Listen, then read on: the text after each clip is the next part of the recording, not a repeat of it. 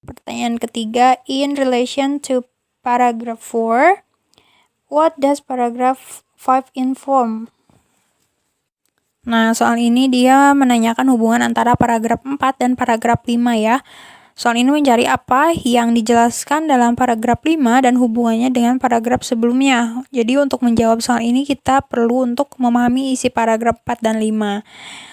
Kalau kita artikan paragraf 4 itu katanya sebagian ilmuwan berpendapat bahwa orang-orang cenderung tidak memakai masker dengan benar atau konsisten dan mungkin mengabaikan tindakan pengendalian infeksi yang lebih besar seperti mencuci tangan. Yang lainnya berkata bahwa masyarakat tidak harus memakai masker karena petugas kesehatan lebih membutuhkannya. Isinya itu berarti paragraf 4 itu argumen bahwa masyarakat umum cenderung tidak memakai masker dengan benar dan konsisten serta mengabaikan tindakan pencegahan lainnya. Itu ya. Sedangkan untuk paragraf 5 kalau kita artikan, namun Greenhalgh dan rekan-rekan menentang argumen ini dan mengusulkan bahwa dalam konteks COVID-19 banyak orang bisa diajarkan untuk memakai masker dengan benar dan mungkin bisa melakukannya secara konsisten tanpa mengabaikan tindakan anti penularan penting lainnya. Jadi isinya itu argumen bahwa masyarakat umum sebenarnya dapat diajarkan untuk memakai masker dengan benar dan konsisten serta melakukan tindakan pencegahan lainnya. Maka dapat disimpulkan ya bahwa paragraf 5 dalam hubungannya dengan paragraf 4 itu menginformasikan argumen yang berlawanan dan membantah argumen dalam paragraf 4.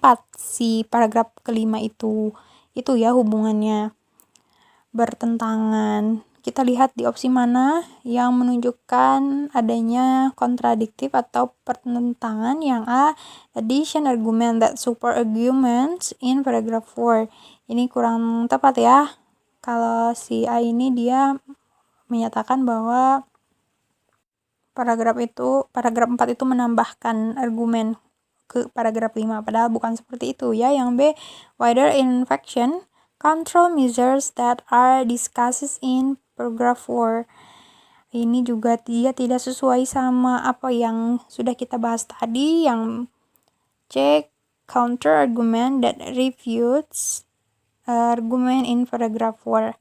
Nah, karena setelah memahami kedua paragraf ditemukan bahwa paragraf 5 itu menyatakan argumen yang berlawanan dan membantah argumen dari paragraf 4, berarti opsi C ini bisa dijadikan jawaban untuk pertanyaan nomor 3 ini ya. Tapi kita lihat dulu opsi D, relationship between wearing mask and other wider infection control measures. Meskipun ini mungkin dibahas di salah satu paragraf tapi tidak menjadikan hubungan antara paragraf 4 dan paragraf 5 ya, kurang tepat. Kalau yang E, reality of general public behavior in wearing mask, ini pun tidak sesuai ya.